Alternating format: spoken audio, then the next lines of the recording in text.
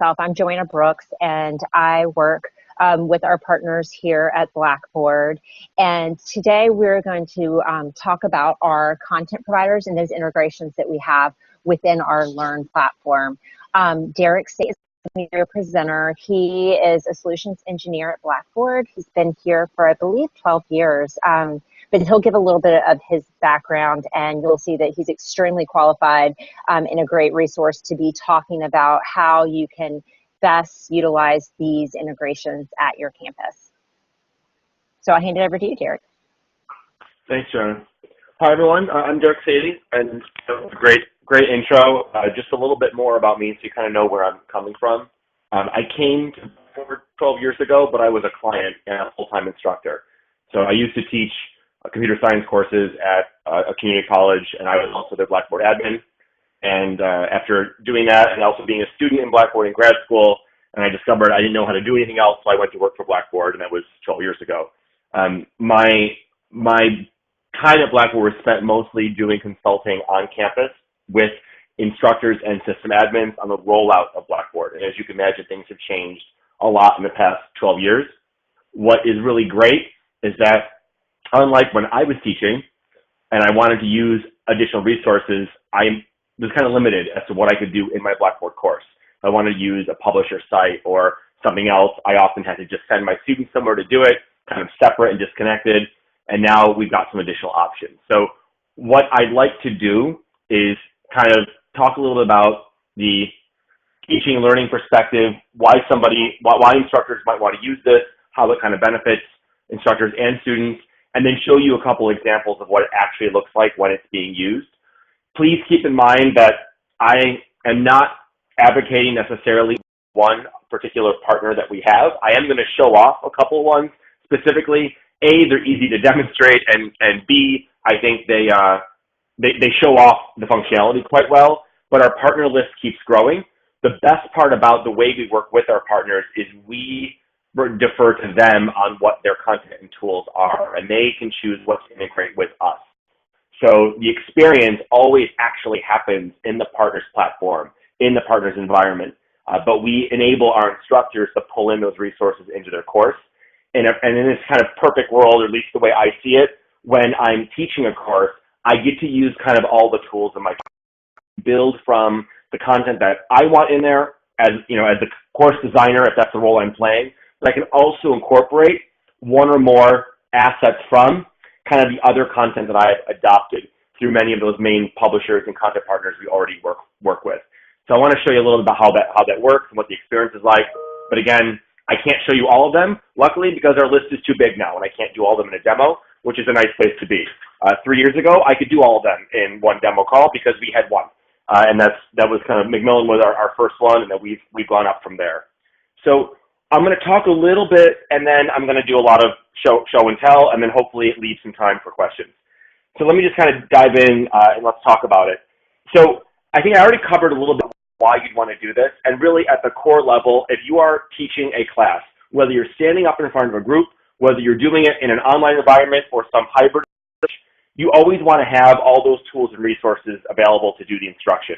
I make the kind of analogy that if I were teaching in a classroom and I get to a certain part, I want to be able to say something like, all right, turn to page 32, or I'm going to pull this image up and we're going to look at it, or I'm going to play this movie. I don't want to say, okay, class, I want you to listen to this recording, but we all have to file out of the room, walk down the hall into another building because that's where the recording lives. It's disruptive. It's the same thing when you're talking about doing an online course within a Blackboard environment. If I want the students to say, listen to that recording, if possible, I want them to be able to click it and it plays. I don't want to have them feel like they leave the course, go to some other site, log in and find it. I want to incorporate it into that workflow, into my lesson, into my unit, whatever that might be. With that in mind, I always stress that it doesn't matter how much or how little you use of any one particular partner's content. It's another tool in the toolbox of our course designers and our instructors. That's the main goal here. Sometimes it could feel maybe overwhelming.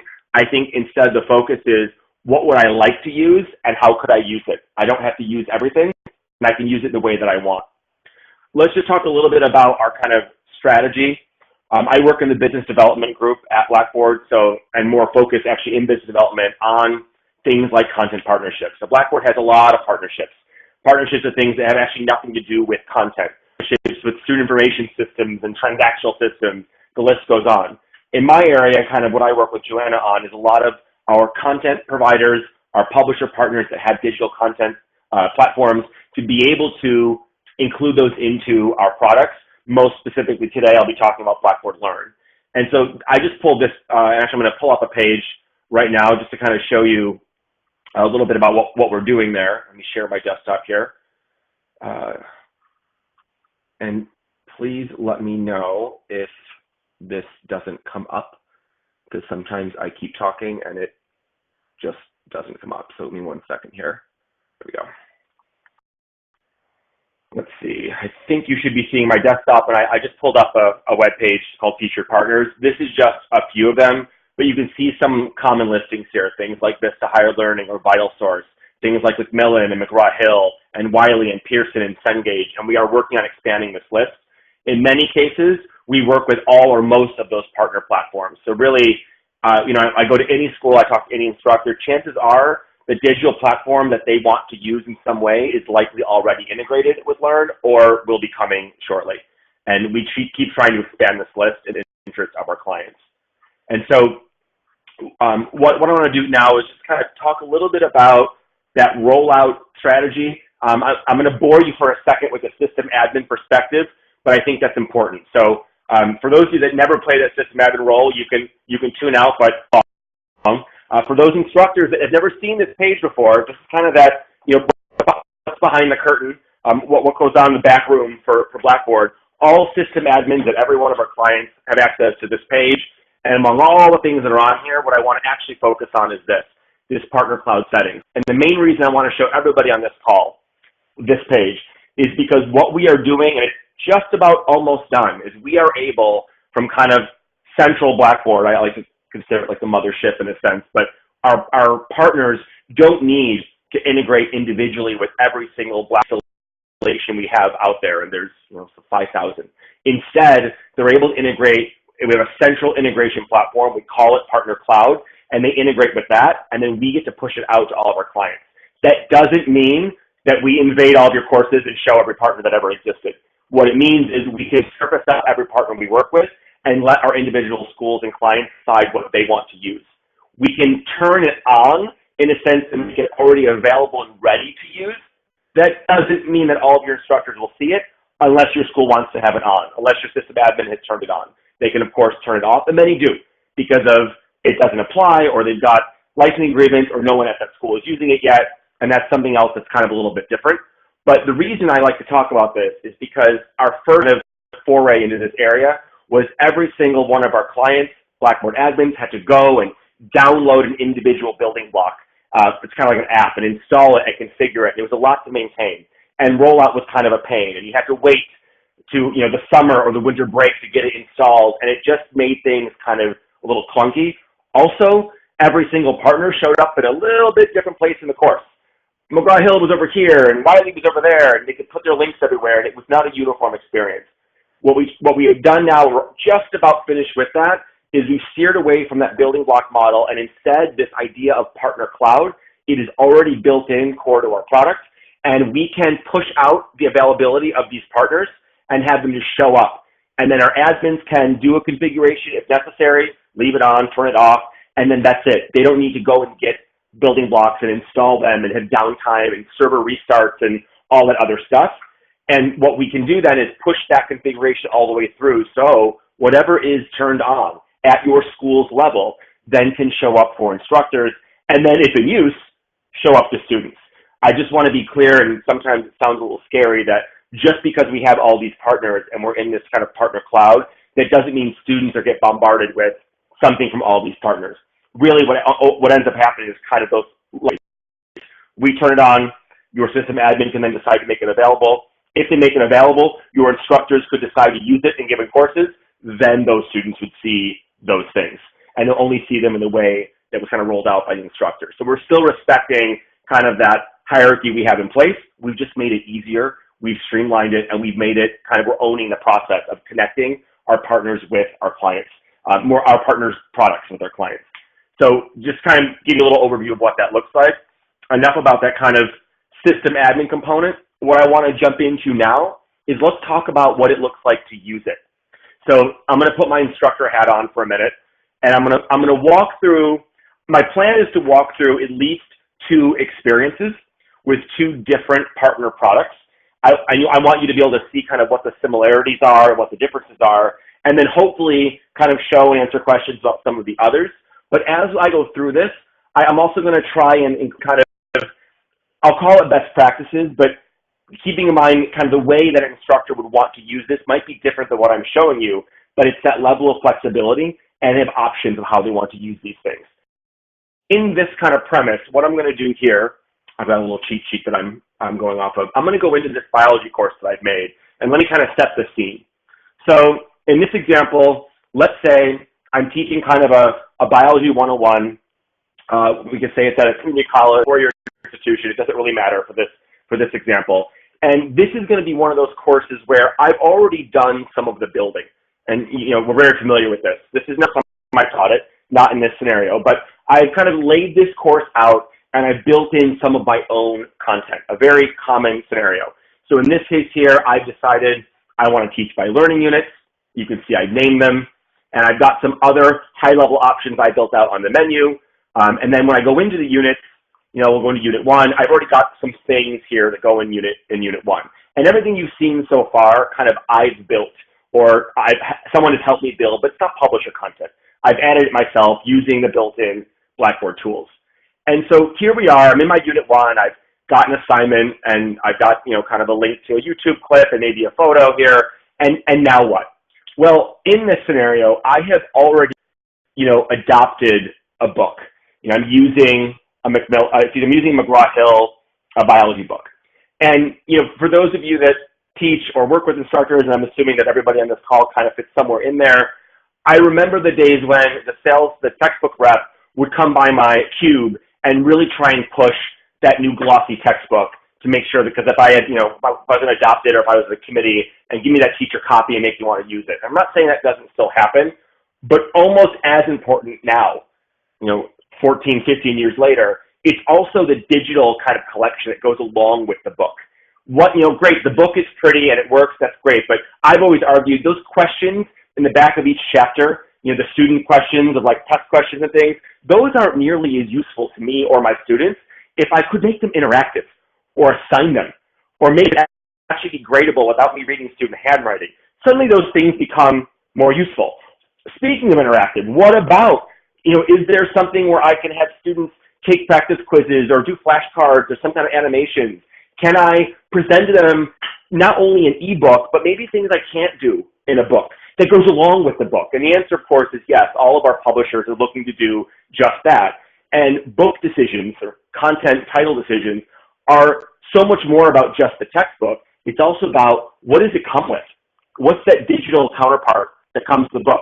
And everyone is a little bit different, as you've probably seen. And some publishers even have multiple platforms that they work on. Oh, well, biology books have this thing, or our chemistry books have this, we're moving this to this, and they're always looking to kind of keep that digital content up to and on par and matching up with that actual textbook. So much so that I've heard in many cases, instructors saying they don't care if the student actually purchases the textbook.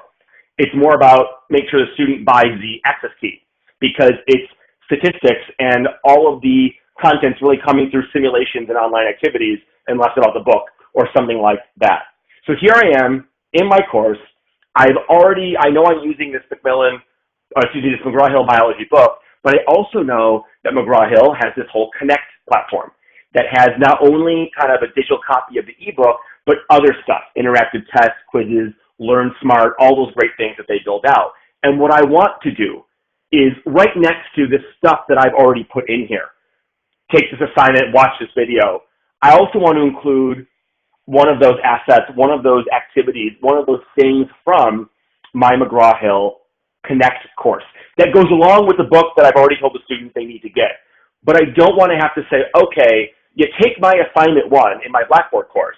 But when you're done with that, then go to this URL, which is McGraw-Hill Connect, and then create yourself an account and log in, and then take my quiz 2 over there. And then once you do that, come back to Blackboard and whatever else. And actually, that's what I used to have to do all the time because there was no integration. And I would actually build a grade center column and reconcile the grades so the students could see all their grades in one place.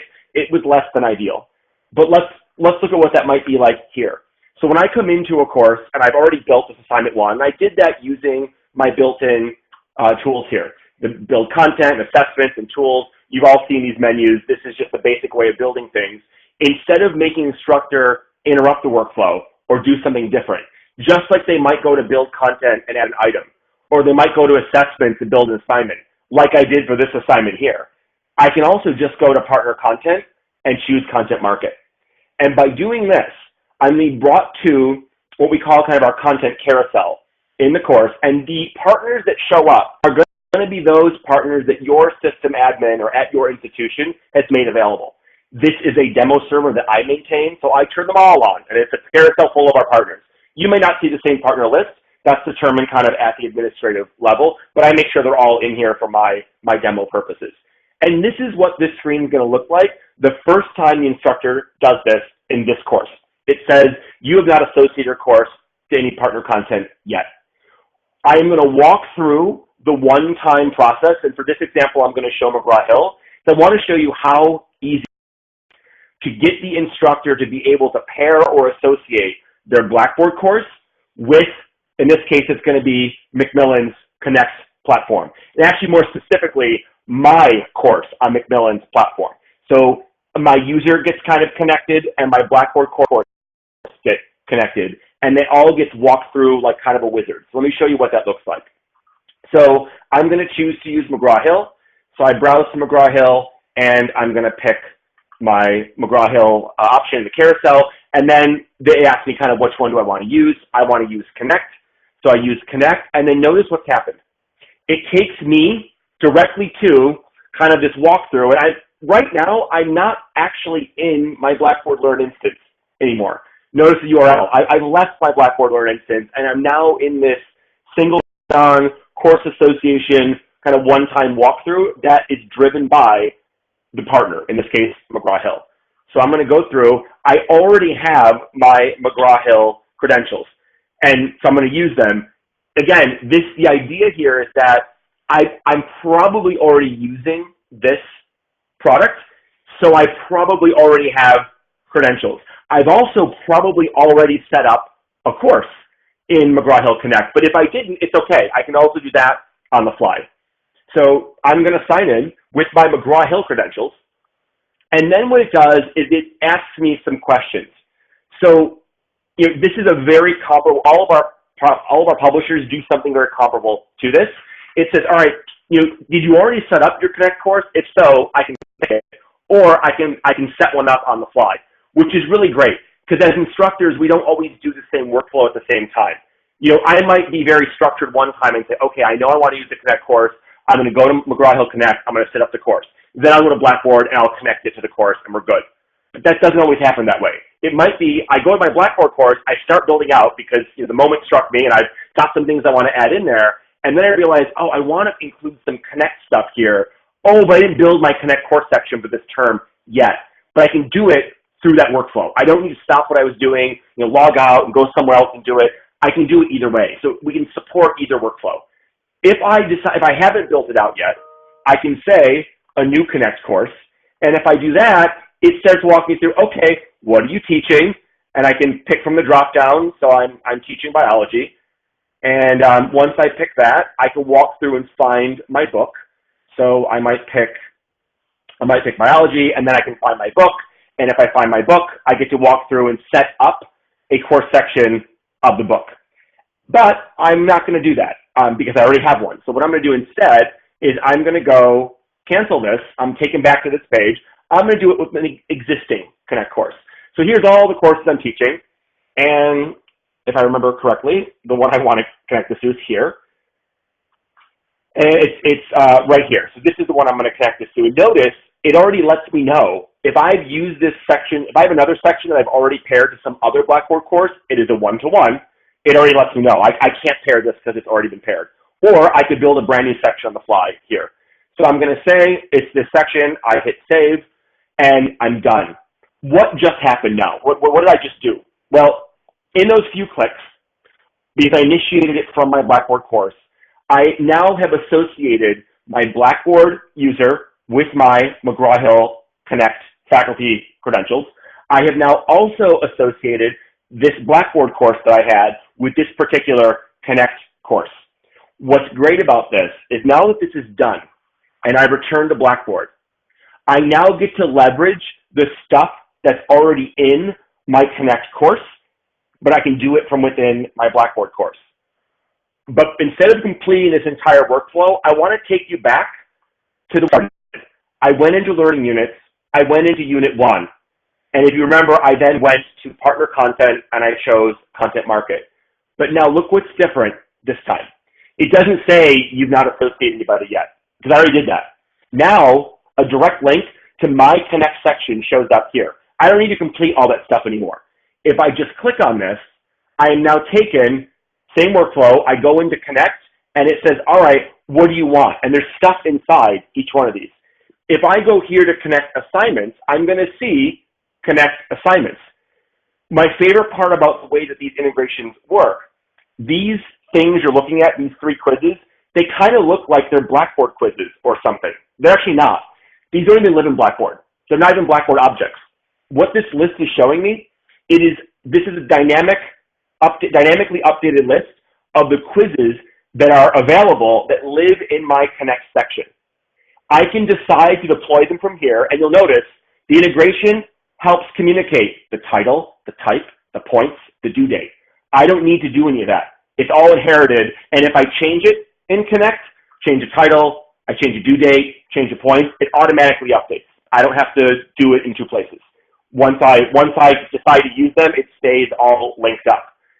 If I want to, and I will, I'm going to deploy one of these, and by deploy, I'm adding a deep link to one or more of these assets in my Blackboard course. It's going to sit side by side with the other things in my Blackboard course. Or I could say, no, I actually want to do a Chapter 4 quiz. I haven't made it yet. I could log out and go to my Connect course and make the Chapter 4 quiz, and then come back here and find the list. Or I could do Create New Assignment. And bank set single sign-on, it drops me right back into my Connect course. Notice these are the assignments I already have, but I could also go and add assignment, and I could build an assignment on the fly. And then it will ultimately show up in that list. So if I were to go to, say, Question Bank, and I'm going to do one really quick, but we'll do, I'll do basic chemistry. I'm going to call this assignment 4. I think that's what I had, or maybe quiz 4, and we'll do chapter 4 quiz, right? Chapter 4 quiz. I'm going to pick all of one question here, traction of the elements. Great, that's all I want to use. I'm going to add this question, and let's say that's my whole assignment, just for time's sake. So I can move on and organize this. I could change the points if I want to. I'm not going to do any of that. I'm going to continue through. I'll make it a quiz. This is all Connect functionality. All of this is happening in Connect. I make it due. I review and assign, and it's automatically, because I started this workflow from my Blackboard course, it automatically assumes I want to assign it. I can click assign, and it takes me right back to my Blackboard course, right into deploying my Chapter 4 quiz. So I'm going to go ahead and deploy it. I hit submit, it gets deployed, and then it will sit side by side with the other items, and there it is. I can then take this and move it around. I can treat it as if it were a Blackboard object. When the student comes in, they're going to see it right there. If they're looking at their notification engine to see what's new, what's due, what's past due, this is going to feed in there because it's got a due date. Even though it's not actually native to Blackboard, it doesn't matter. It's now become part of my course. If I go to my Grade Center and I look at my Grade Center, because that is a gradable item, that is a Chapter 4 quiz. It had whatever, 20 or 30 points, whatever that was. There it is. That column automatically got added, and if I look at the information, it knows. It's an assignment. Oh, this one has 10 points because I only added one question. It's got 10 points. It knows the due date. It's already ready to go. I don't need to do anything else to that if I don't want to. When it is clicked, so I'm going to go back to that assignment. When it is clicked, it all is about the context. So I'm signed in as me. I'm an instructor. I kind of run this course. That's my quiz in my Connect course. So if I click this quiz, I'm not going to be taken in to take the quiz. I'm not a student. What I'm taken directly to, however, is the instructor quiz page for that quiz, which is this. This is what McGraw-Hill Connect does. It takes you to show you student activity. I can preview it, look at the policies, or I can go to the student assignment view. Again, all this happening on the Connect side. That's where the quiz actually occurs. But also look at this. I can easily return back to Blackboard. I always jokingly call this the confidence button, because many times when you put extra links into a Blackboard course, it becomes very easy, and it happens to me all the time, where I kind of lose where I am, or I clicked it and I left the tab or lost my page and I clicked the back button and I can't get back there. That doesn't happen with these integrations because all of our partners have built in a way in their own products to easily get back to wherever the user was. That return to Blackboard button works for students as well as instructors. They can always jump back to wherever they came from. And so that's one workflow, one example of me being able to include a specific partner resource in my Blackboard course. And I just did it with something I Chapter 4 quiz. But there's a lot of stuff in my Connect section. There's the ebook, and there's Learn Smart, and there's all kinds of other activities. All of those would also be deployable. Those are options and things I can add in. And I don't need to do them one at a time. You know, I did one for this example, but I could also just go back, go choose my McGraw-Hill, and if I knew that I kind of already had a bunch of these quizzes, I could very easily go in and say, I just want to, you know, add a link into all of my quizzes. So I can just do that. And I can check all of them, even though this one's already deployed because I just did it. And I can do that. And when I do that, it's going to add all three of those quizzes right into my Blackboard course, whatever content area I was in. There they all are. You know, I could do it like that as well. So one last thing I'm going to show, and then I want to pause for some brief questions. I want to show the other thing that happens with these integrations, and all of our partners do this. In addition to making the content linkable or surfacing up content that can be linked in the course, the partners also will populate a tools area. And there's a tools area for students, which I'm going to show you in just a moment, but there's also one for instructors. And so if I go to Content Market Tools in my course tools area, and again, this is the instructor experience, because I've paired this course with the McGraw-Hill Connect course, I now also see them listed here. And this, you say, well, wait a minute, you already showed me the screen. This looks just like before, but it's not. The screen I showed you before, I was using in a content area that's student-facing. Here, this is my own tools area. So when I go in here, it's not asking me what assignment I want to do. Instead, McGraw-Hill is showing me all the tools I could choose to use as an instructor. Many of these instructors never need to use. They're built-in diagnostics. They're things that, you know, just in case something gets kind of disconnected. And I have to say, these integrations, McGraw-Hill specifically, try to break it many times, where I, you know, submit an assignment and kill my connection or close my browser or change something. And it all stays synced, but in the weird case that something doesn't line up, we have instructor-facing tools and they can fix it themselves. And like I said, I've never actually needed to use these, even though they all work. You can force a synchronization. You can reset your pairing. You can go jump to your Connect section. You can learn about Connect tools. You can, and diagnostics. You can even see which of your students have already made that connection, which I think is something important to mention as well. Instead of dealing with roster synchronizations or user account matching and all of that, with the McGraw-Hill Connect example, if I've paired the course, when a student clicks on my assignment and they're taken to Blackboard, taken to McGraw-Hill Connect, if they've not yet set an account up, it'll walk them through the process and it'll pair their user. If they've already got an account and they log in to Connect directly and they go into my course, they'll automatically show up here. It figures out what user goes with what, and it's all secure on the back end with an encrypted token. So the instructor doesn't need to send roster lists or reconcile users. This roster will always show them is the users that have been enrolled in a Blackboard course, which users have made it over to McGraw-Hill, which users have initiated a connection, redeemed an access code, have taken some assignment, or have jumped over, have done something in their course, and that's what you're seeing here. And so that takes yet another piece off the instructor, but still supports whatever way the student wants to come in. Now that's with McGraw-Hill specifically. Some of the other partners, the workflow changes a bit. Wiley, for example, if you pair your Wiley course, you go in through Blackboard, and that's kind of how they do it. Each partner has a little bit of a nuance there, but in the end, the instructor does not need to worry about rosters and user lists and things like that. It's all handled automatically. And so I want to show kind of that one example of instructor walkthrough using a course, and I use McGraw-Hill. I'm going to move on and show a Macmillan example. I'm going to actually do instructor and student for the Macmillan example. I think I've got it all set up. But I want to pause to see if there's any questions I want to take now. If they're detailed, I'll move them off to when I'm done. But thoughts, questions, comments of what I've shown so far? I'm monitoring the chat, and there's a small group, so if somebody wants to chime in or raise your hand in the chat, you can.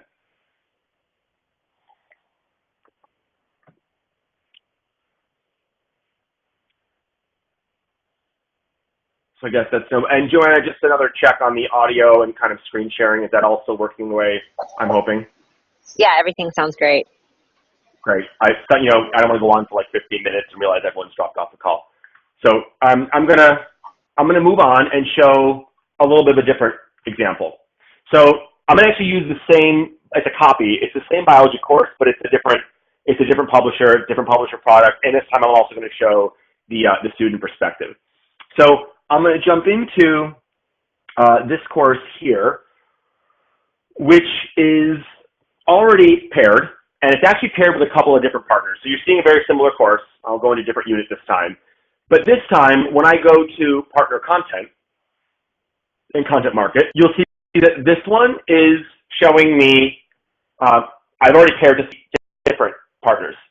And I've done that because I like to be able to show that that works. And also, I might want to leverage Discovery Education content because they have a lot of video assets, but I might also want to use my Launchpad site for my Macmillan Morris Biology book because I like some of the assets they had. And I can kind of mix and match. And that's really the great idea. I can also decide to build my Blackboard course solely of items that live in my Launchpad course. And I can do that because then all the grades line up and the due dates, and I can still do all my work in one place. Students don't have to, maintain a separate username and password, but I have options there. And I always like to encourage my instructors, if you're using Blackboard in some capacity, and you've got your syllabus in there, whatever else you might have, and you're looking to include some text, if your publisher's got one of these integrations that's built in, try it out.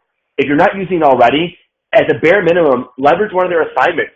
Use one of the student activities for review and assessment. It lets you have a whole library of content that you can incorporate into your course that you don't have to build yourself.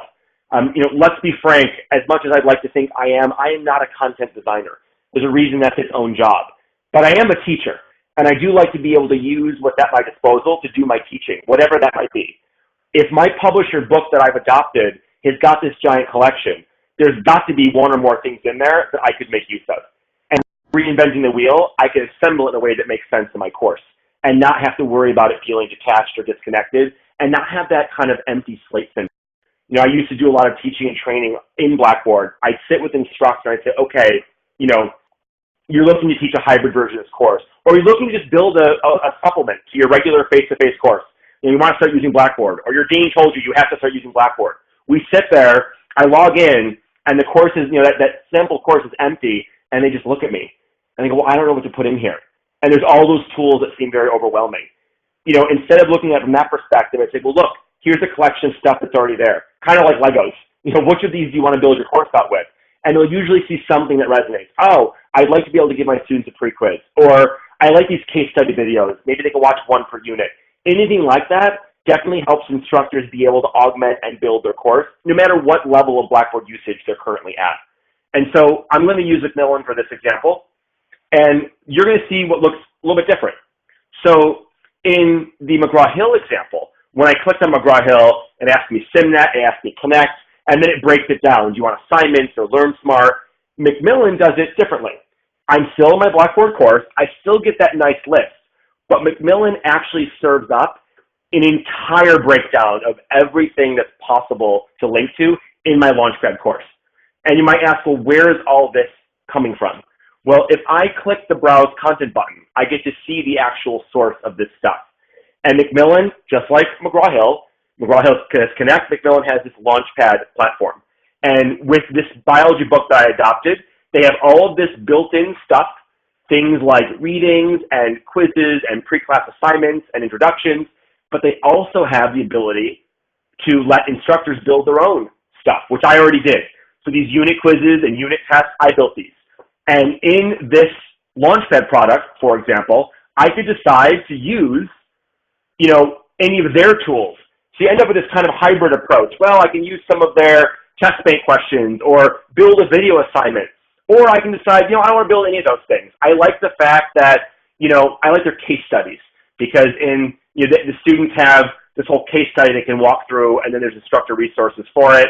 And maybe I want to link to this or just an ebook page. I've got options here. All of these items that you see here, but the bulk of them came with my book. I then added my own unit tests and quizzes as an instructor. All of these things, no matter what's in here, all surface up here. Again, a dynamically refreshed list of linkable objects in my associated Macmillan Launchpad course. And so I can decide, okay, well, I'm in my Unit 2 folder. So in Unit 2, I want to link to, I want the students to see this Chapter 2 introduction, and I also want them to take my, say, Unit 2 quiz. And notice that on my quiz, it has this little symbol, and that indicates that the quiz is gradable.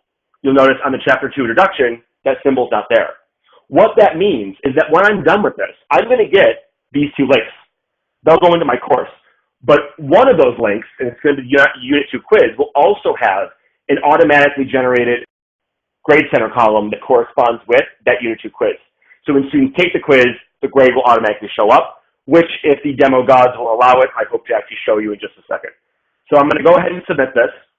And on this screen, for those kind of Blackboard trainers or, fellow geeks in the audience, one of the things I love about what we do with these integrations is we whenever possible, we like to leverage what we call kind of the special sauce.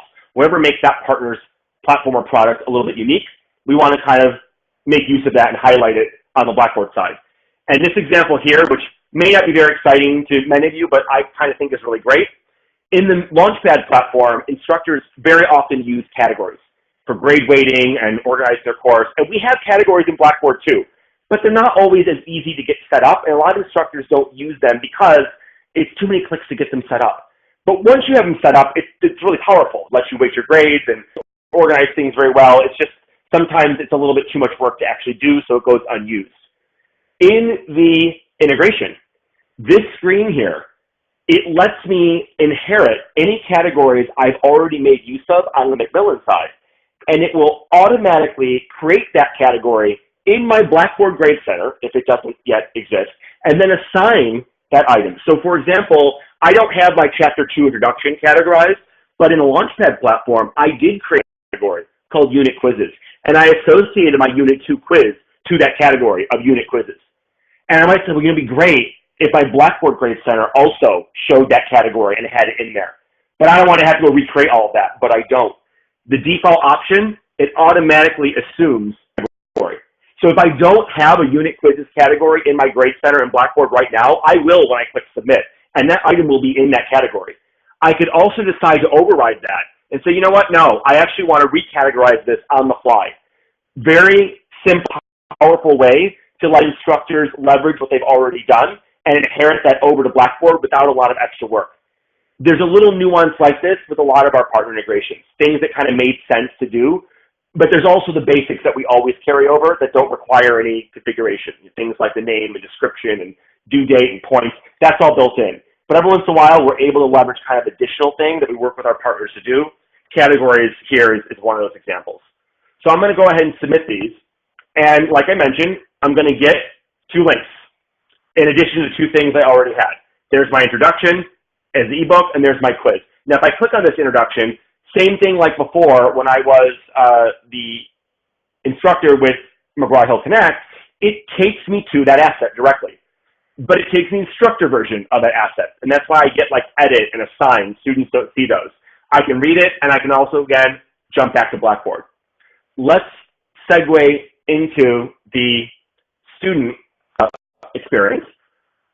I also just want to mention with the full Grade Center view in this course, I now have a Unit 2 column ready to go. I'm not going to do anything with it just yet, but I'm going to go into the student experience. So let's go. I've already logged in as a student. And this student in this example has not done any setup yet. Think, I'm a freshman, I don't have a Launchpad account, I never set anything up. But I've gone into my Blackboard and I went into my Unit 2 and now my instructor has this quiz. So I click this quiz. And remember, I'm a student now. And actually, I want to make sure you can see this view. So give me one moment and let me reshare because I don't think anybody can see this. I'm going to stop sharing briefly and then I'm going to reshare and do my entire screen. There we go. So you should now see I'm logged in here as Mark Reed, my fellow student, and I'm in my Unit 2 Molecules of Life area, and I go ahead and click on the quiz. And when I click on the quiz, because it's the first time I've done this from my Blackboard course, Macmillan walks me through their initial process. So I'll say I've read the terms, and it inherits my first and last name. I'm going to give myself a password. It wants me to confirm my email address, which they do for security. And I've got it ready to go. This is that one-time setup that students have to do. I'm going to register. Oh, I need to read my password too. Let's do this. There's my email. There's my password. And I'm not going to buy this, but here's an important point. If the student had purchased an access code in the bookstore or it came bundled with their book, they can click there and access it. They could purchase access and pay with a credit card on the fly. Or, which I'm going to do in this case, I'm going to request a free trial. So it'll give me a 21-day trial. I continue onto the site, and it takes me directly to that asset. And actually, the first time, yes, right here. Notice where I am. Now, what if I don't take the quiz right now? What if I say, oops, I go back to Blackboard? It'll take me back to my Blackboard course, right where I picked off, right where I left off. But this time, if I click that Unit 2 quiz again, I don't do all that single sign-on and course setup stuff. I'm just taken to the quiz, and I need to take the quiz. So I'm going to take the quiz, and this is now happening on the Macmillan platform. So I'll hit start the quiz. I think it's a one question. I don't even know how many questions on here. And I've taken this demo quiz so many times, I should know the answers. But so I'll get to that question, and let me just submit this, and then I'll take your question, because that one is a little bit of a detailed question. So let's see, composition contains negative, we'll say this, and we'll say, this. All right, so I'll submit this. I hit yes. On the Macmillan side, it will show me my score, I think, if I remember correctly. It'll show me, great, I got 100. And then I can hit done. Maybe I go about my business in my Macmillan course, or I go back to Blackboard. When I hit back to Blackboard, not only am I the student user coming back to my Blackboard course, but my grade came back also. If I go to the My Grades area in this course, you'll notice that, and it should, it's not there yet. Give it a second. I'll answer your question and come back. Sometimes it takes just a little bit for this to show up. My grade will show up in here. It should be there already, but it's not there just yet. So I'll wait for a second. Let me take your question, and then we'll look at that again. So the question was, is there a possibility of single sign-on instead of create a user add credential first time? Is it dependent on the vendor? So if the user already has an account, they just log in with that account they've already created. We do not kind of preload in a sense. The user does need to do the authentication their first time. But if I'm a sophomore or a junior or senior and I've already got myself credentials for one of those platforms, and if I've already used it once, the single sign-on sticks. So think of this scenario. In my freshman year, I take a biology course and I've never used Macmillan, so I sign up and I sign in like you just saw me here. And then 3 years later, I am taking a chemistry course, and that instructor is using some other Macmillan Launchpad course. When I go click on that course, it won't ask me to sign in, because a sign in, unless I unsign in, which I wouldn't do that unless I needed to for some reason, it stays signed in. And then it just takes me to the access page. It says, okay, Do you have an access code? Did you already buy it? You want to do a trial? And in some cases, with some of our partners, even that screen may not be shown because there are cases where that publisher or content provider is doing an institutional license. And so students are never shown any page. So they will have to authenticate just to know what the student is. And each publisher has a little bit of a different thing like that, at least that first time. But if that single sign-on remains, which it will unless they sign out, there are examples where they never get any more questions because it's an institutional license. Their single sign-on was done at one point in the beginning of their student career, and it just lives on. And they click that quiz, and they're just taken to the quiz. So there are some variables there on the way the publisher does their work, the agreement they have with the school, and then the workflow they build in to do the integration. So there are some variables there. This other question here, great question. What happens with the Grade Center when you delete an activity? Is it deleted from the Grade Center and something by mistake? It actually fits the same model that we use for graded Blackboard items. So, for example, if I have a Blackboard assignment, I go and try and delete, and there's grades in there. Students have taken the assignment, the grades are in there.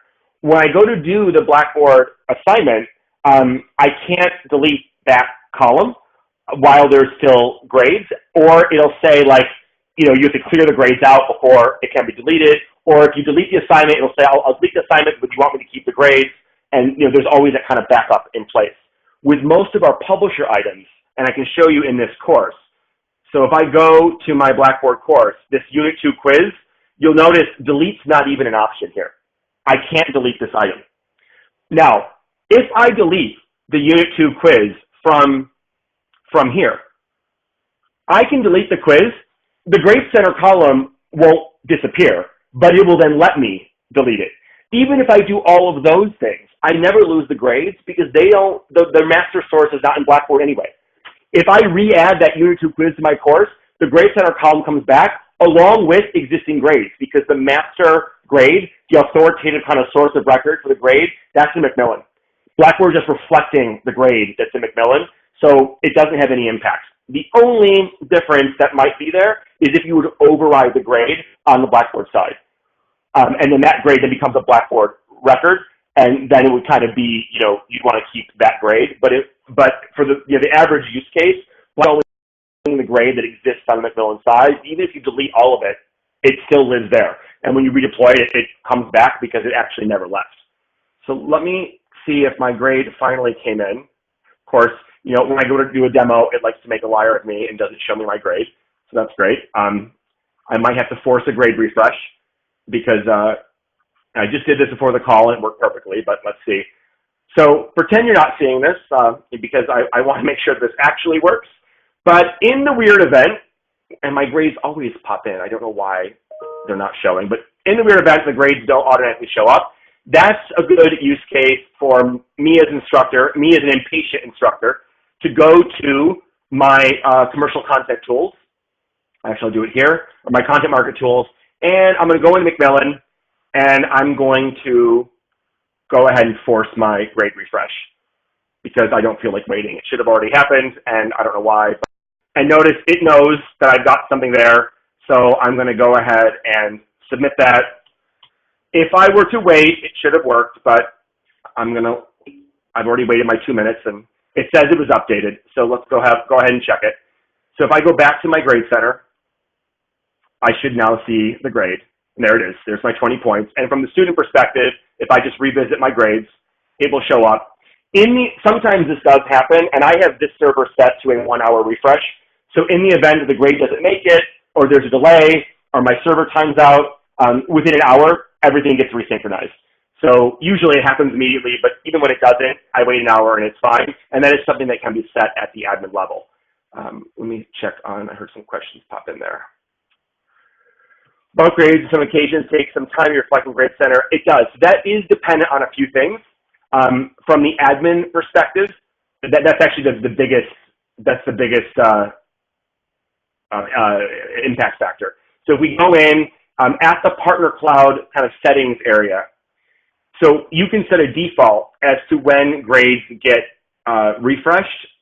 So, actually I lied. This is a 30-minute interval. So, but if it's set to never, and there is a glitch for some reason where one server stops talking to the other or something is down, there is a chance that like it won't come in. Or it'll come in because somebody else refreshed something else as part of another process. So in my case, I set it to 30, and an admin can actually force it on the fly if they want to. I set mine to 30 all the time. Some of the individual publisher partners do have their own settings that you can opt to override. I don't think Macmillan does. Yeah, they don't have their own, but I think, for example, McGraw-Hill might have their own setting. I don't remember now. Let me double check that. Yeah, so McGraw-Hill, and they have their own. I actually set that one to 15 minutes, and you can see it's actually working just fine. It was updated, within the past 30 minutes. So you really shouldn't see a 24-hour delay. And if you are, I would argue that's probably a problem when we're talking about partner cloud integrations. I can't speak for all the other building blocks we have out there, but the partner cloud, unless it's set to never. If it's set to never and something glitches out, it could very well take 24 hours. I would not recommend it ever being set to never. Because it leads to issues, because there's always something that can happen that's out of all of our control. Whatever that time frame is, 30 minutes, hour, 120 minutes, the servers ping each other and it says, hey, do you have anything I don't have? And does the sync. And usually, even at 120 minutes, it's very low load on the system, and it just alleviates users' concerns. And even the grade was immediate. People go back, they check it's there, and then it eliminates support calls and makes people more comfortable. No one likes to feel like their grade has vanished. My demo server is a little wonky and very overused, and sometimes it takes a little longer, but in production, we usually see these things happen immediately. So I've got a few minutes left, and I'm happy to answer any questions. Or I can also show, if anybody's interested in one of the other partners you may have seen there in Partner Cloud, show you an example of what those look like. I'm also interested if anybody has anything to offer in terms of how they're seeing it used, or questions about it being used on their campuses. By all means, chime in.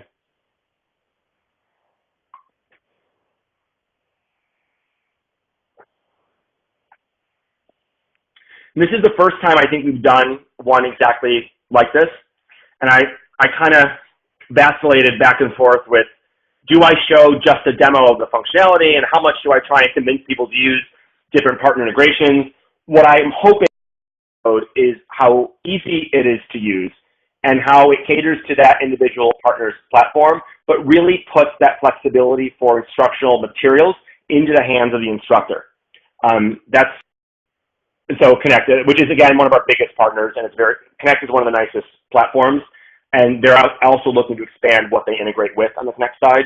There's some assets that you might find in a Connect course that aren't as easy to figure out how to link to, but I do like that now with Connect you can assign LearnSmart activities, which really kind of then makes it gradable and makes it kind of directed to the students, and it really kind of, it's not an optional thing. As we all know, anything you assign that has a grade behind it just makes it that much more likely for the students to use it. But yeah, that's great. Any other comments or questions? I'm hoping this is helpful, and I will make the recording available, and I appreciate any feedback as well for other things you might want to see or any other different angles you might want with this. Yeah, there's no limit to how many partners you can use in a course. I mean, you could use 20. I'll use all of them if you wanted to. But we are looking to include more and more partners that might have what I might call niche assets. So instead of kind of a full-blown course, it's video assets or an assignment tool or a writing tool. And it's very common that you'd use that alongside another partner's platform. And I think that's the best practice for instructors. You want to use a little bit of whatever works. And yeah, there's no limit.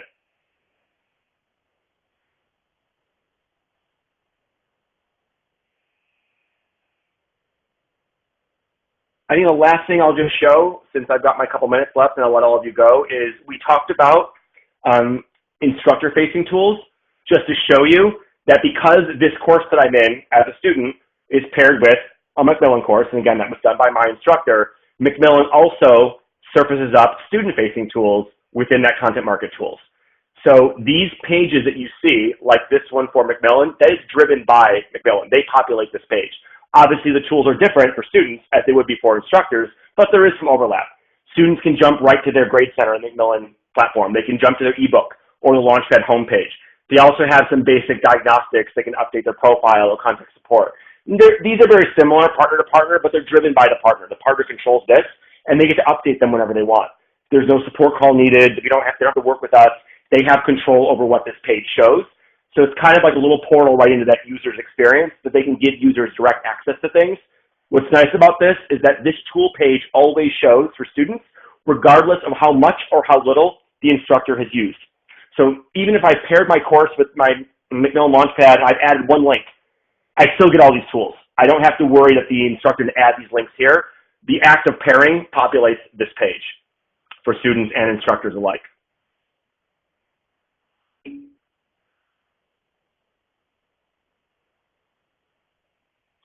All right, so Joanne, I think that's everything that I wanted to cover. Thank you so much. And thank you everyone for joining. I just put something in the chat, but we'll be sending out a recording to this, so you can definitely share the, review it again, post it, somewhere on your internal resources, or share it with some of your colleagues if you'd like. But I'll be following up with an email to everyone probably early next week with a link to that. Great. Thank you, everyone. Oh, one more question. Is there a possibility to run? No, there isn't. The partner owns the content, and it needs to run in their environment. These partners have developed their own proprietary environments that run this stuff, and we tried that actually. It actually ends up a very poor user experience, and it kind of jams the content into the Blackboard course. It also makes it somewhat hard to keep it dynamic and updated. So instead of trying to reinvent, we just redirect and let the partner maintain the content experience in their own environment. All right, I think that's everything. Thank you, everyone, and I'll make that recording available. Enjoy the rest of your day.